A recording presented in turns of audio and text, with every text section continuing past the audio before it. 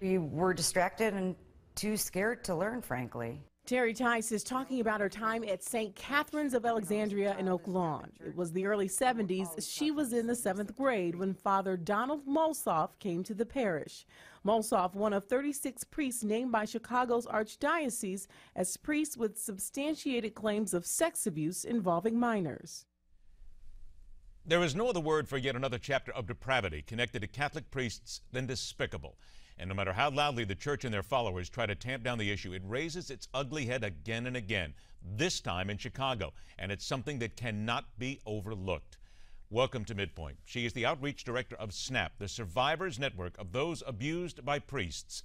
Barbara Dorris joins us today. Barbara, thank you so much for being here. Thank you for inviting me. Barbara, in January, the Archdiocese of Chicago released 6,000 documents on 30 abusive priests. This was part of a legal settlement.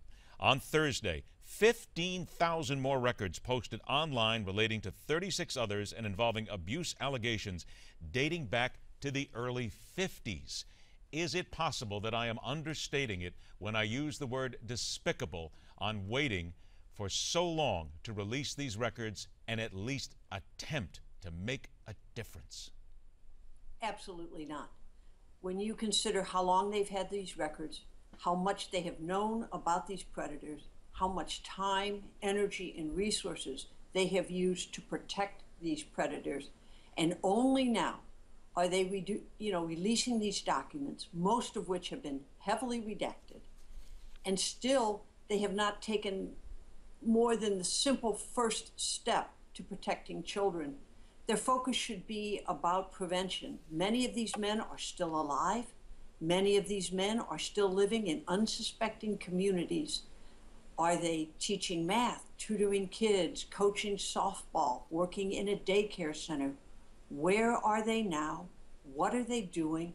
What have the church officials done to warn the communities that these men are out there? Then let's get down to the prevention then, Barbara, because in the short time we have, I want to make sure we cover as much as possible then. You talk about prevention. What needs to be done right now? Right now, they could put these men, the documents have been released on, as you said, a great number of priests. They could post current photos and old photos on their website. They could release where they are living now and what they are doing. They could take these men and place them in secure, independently run treatment facilities where they would have no access to children.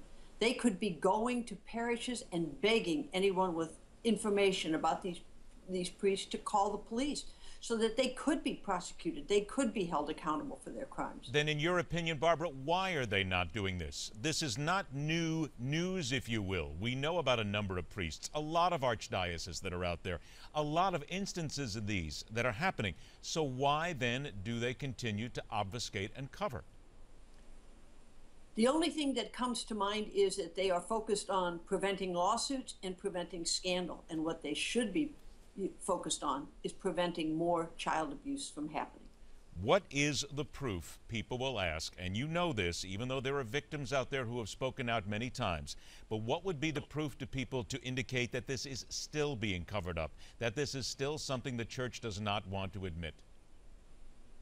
That they are only releasing documents when they are forced to. They released documents in January. Why weren't these documents also released? If they truly want to move forward and prevent children from being hurt, they should be turning over every document they have to police right now so that, the police who are trained in this could see if these cases are prosecutable. They could, prevent child abuse, but they're not. They're sitting back and waiting and then only doing what they are forced to do. Barbara, if you don't mind my asking, are you Roman Catholic? Yes, I am. How then do you feel about your church at this time? I'm very hurt by what my church has done. I am discouraged and I am frustrated. I believe in this church. I try to live the life the way I was taught as a child. But I have a very hard time taking any kind of advice from these men who would knowingly place children at risk. Were you a victim? Yes, I am. You were a victim? Yes, I was abused in my parish by my best friend's uncle, who was a priest in our parish for about 7 years. Do you know who that priest is, and did that priest ever come forward, and was that priest ever punished? No, he was never punished, even though at least 4 or 5 victims have come forward. He has died since then, but no. And, you know, as an adult, I look back and I realize how many people knew about the abuse and remained silent. I mean, what did they think a priest was doing with a 6-year-old little girl in his bedroom, you know, day in, day out? Well, we're going to talk about that a little bit, because please stay with us. After the break, the attorney representing sex abuse victims in a similar case will join us in the fallout from those experiences. And at 51 minutes after the hour, telling it like it is takes on Charlie Rangel. It's on Midpoint.